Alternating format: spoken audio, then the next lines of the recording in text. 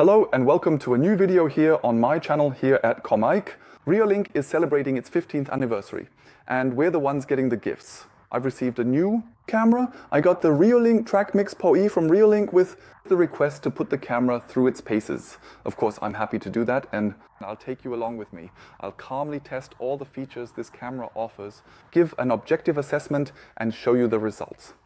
Daytime shots, nighttime shots and the special features that this camera offers.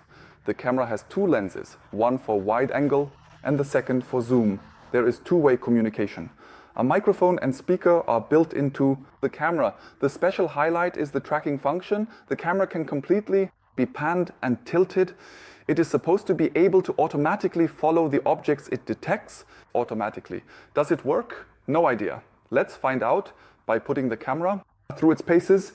But before I install the camera, I'll unbox it first and show you what's included in the package. Welcome back to my office. The camera that I've already unpacked it. It was packed so tightly in the box that it took me 15 minutes just to get it out. As you can see, it's quite a hefty piece. This one is not as small as my other cameras. It definitely weighs between 1 and 2 kilograms. Wherever you decide to mount the camera, it definitely needs to be stable. As you can see, the mount is firmly attached to the camera. I have two options for mounting this camera. I can securely screw this versatile camera directly onto a sturdy wall using the conveniently included screws. These essential screws are thoughtfully included within the package. However, I also have the option to mount the camera from below onto the ceiling. That way I can film from top to bottom. Depending on your needs, you can mount the camera however you like. What else is included? Of course, the network cable. As with every Reolink camera, there's a 1/2 meter LAN cable included. For many uses, that's sufficient. For outdoor installation, that's definitely not enough. In most cases, you'll need to run a new CAT cable. There's also a protective cover for the connection between your cable and the connection on the Reolink camera to make it waterproof. The cable whip on the back of the camera has a power connector. However, there is no power cable and no transformer included. That's the port for the network cable. You can use the power connector, but you don't have to. This camera works with PoE, power over Ethernet. That means you can simply supply power through the regular network cable. You don't need to install a separate power cable or anything else. If you're interested in the topic of how does PoE work in more detail, how to set up PoE and which components you need for it, take a look up in the corner. There I'll link you to one of my other videos in which I go into this topic in much more depth. By the way, I still have my phone lying here. The camera footage you just saw comes from my Reolink RLC 2212A. I've been testing this camera in my garden for a while now. The camera has a 12 megapixel resolution and the night shots are really great. If you want to know more about it, subscribe to my channel. The A video about the RLC 1212A will be coming soon. What else is included? Of course, the documentation. As for the documentation, there is a printed user manual included. That's pretty rare these days. The manual is available in several languages, including German. There's also an information sheet for installation on the NVR. If the camera is not immediately recognized on the NVR's network, the firmware must be updated first. The firmware of the Reolink NVR, the network video recorder. There is a comprehensive drilling template included, specifically one for convenient ceiling mounting and another for secure wall mounting. If you so desire, you can already clearly show your uninvited guests with the provided stickers. Please be acutely aware, friendly, always smile, you are being recorded. The camera has a cable whip, as I just showed.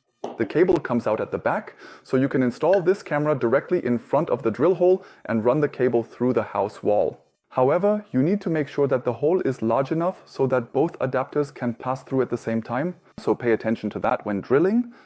Alternatively, I can also route the cable upwards and place it elsewhere. Since I still have to see how I'll do that, you probably know that for mounting for my various security cameras, I frequently utilize these robust junction boxes which come equipped with a variety of screw holes. Specifically, the Reolink. Cameras can be screwed directly onto them. What else do you need to get this camera up and running? Of course, the way to record, you can view the camera footage live at any time, either on your mobile phone, on your smartphone, or on the computer via the client. You can use the browser. Like me, you can also use the NVR with a dedicated connected monitor. You can even use everything at the same time if you want an overload of information. In any case, it works great. I don't just use the hard drive in my NVR for video recordings. I basically have an additional SD card installed in every camera. Why? Of course, as a backup. The data that the camera records, depending on how I set it up, either only motion alarms or continuous 24/7 recording, is always saved on the large hard drive in my NVR. Additionally, the data is also stored on the SD card in the camera. This means I have two completely separate and distinct systems. The significant advantage is if one of these crucial systems were to fail, the other would still be fully operational and recording. I still have the backup to be able to access the data. The nice thing is, I can actually access both systems separately. I can query the NVR and I can query the SD card. I can even set up separate schedules for both systems, deciding when, where, what and how recordings should be made. Not an uninteresting aspect in my opinion. To insert the SD card into the camera, there is an SD slot on the underside of the dome. You can open the cover with a screwdriver and then the SD card can be inserted here. Just push the card in all the way until you feel a slight resistance. After that, simply close the cover again to make it watertight. Because this camera is waterproof. It's made for outdoor use and is well suited for that purpose. That's all about the camera. If you have questions about the settings and features, take a look at my videos, which I've linked for you at the top right. Also, check out the video description below. There you'll find more useful tips. And while you're under the video, please don't forget to give me a thumbs up if you enjoyed this video. And of course, click on subscribe if you haven't already so you don't miss any of my new videos. And if you're wondering where to get all the other stuff, SD cards, the cans, the NVR, the other cameras, and so on, I've linked all of that for you below the video as well. Take a look in. In the video description, you'll find everything there. Feel free to leave me feedback and a comment. I'm looking forward to interacting with you. I've integrated the Reolink TrackMix PoE camera into my local area network. It was automatically and immediately displayed within the client application. I can clearly see the camera once on its own as the SD card version on the left side, and additionally a second time within my NVR system. In its single mode of operation, I can clearly see that this particular camera possesses two distinct video channels. What you are currently viewing now is the expansive wide-angle lens.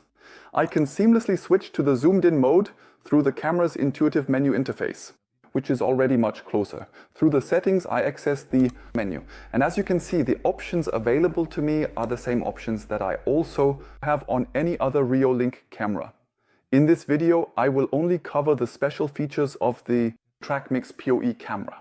If you want to know what you can and should configure on the side here, then take a look at the top right corner.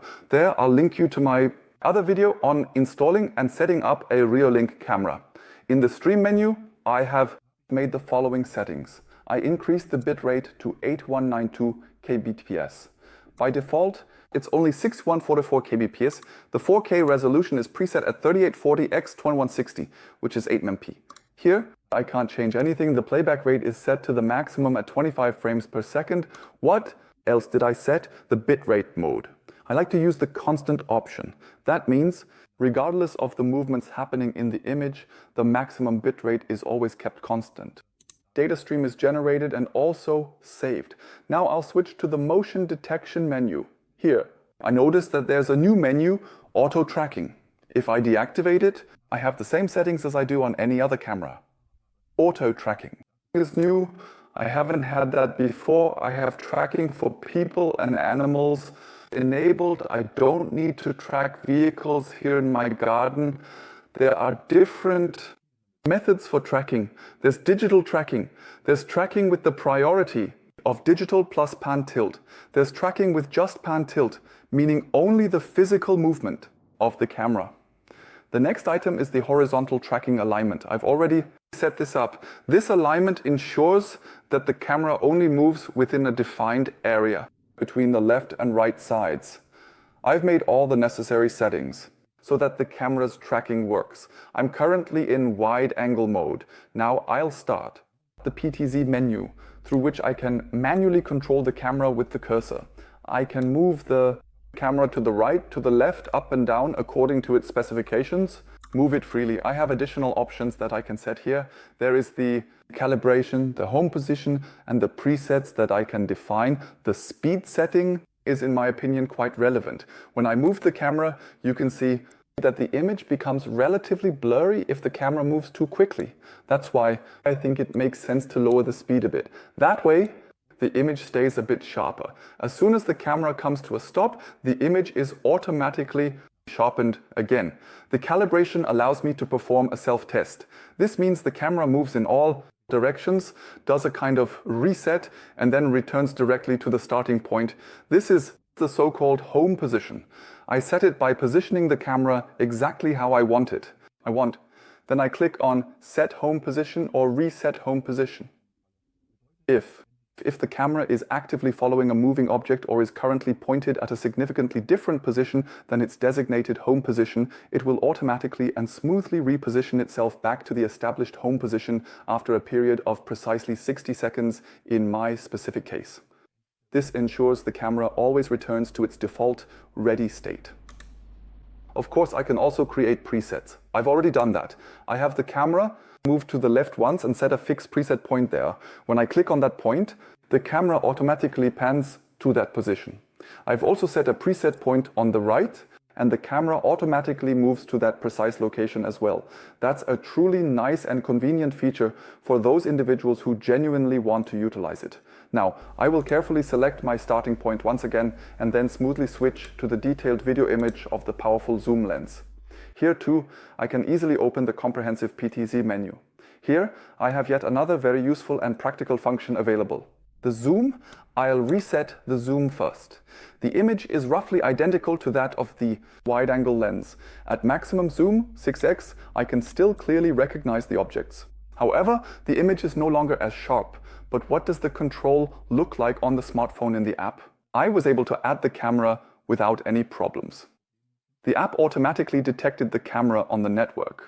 The nice thing about the app version is that I can see both images on one screen at the same time. You can see the wide-angle shot at the top and the zoom area at the bottom. I find that much nicer than in the client version. Here I really have everything at a glance. Using the PTZ control at the bottom of the screen, I can control both versions. You can see there's relatively little happening in the wide-angle mode at the top, while in the zoom mode at the bottom, there's naturally much more movement. Here too, I have the option to zoom in on the image or zoom out just as I need. The application functions flawlessly and seamlessly on the local home LAN network over Wi-Fi connections, and of course it also operates perfectly when you are on the go away from your primary network. I also have the convenient option here to precisely set a specific watch point and then access it effortlessly at any time I need to. Furthermore, I can easily save these predefined preset points for my future convenience and quick retrieval, ensuring a smooth and efficient workflow. Create them in the app and of course also retrieve them, once to the left and once to the right. Now I'm going to run a test and see how quickly the camera actually detects me. I'm walking into the frame. There should already be a signal in the top right corner indicating that a movement has been detected. I'm speaking at a normal volume into my microphone and will now play back the audio recordings from the camera. I hope you can hear me well, just like our budgies who are causing a ruckus back there in the aviary. The camera is reacting to me. I can clearly see that. It zooms in on me. When I move, it follows me. What do you think? How well can you hear the sound? Can you understand me clearly? If the sound...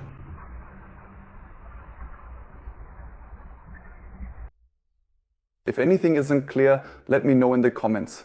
If it should be louder or quieter, give me some feedback in the comments below the video.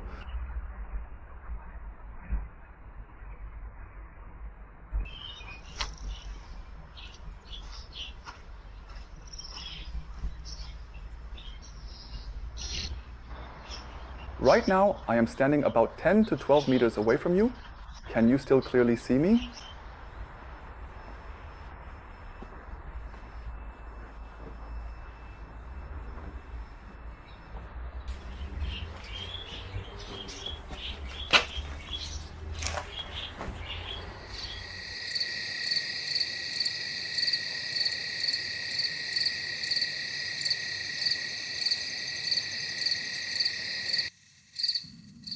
My video is already running longer than I originally planned.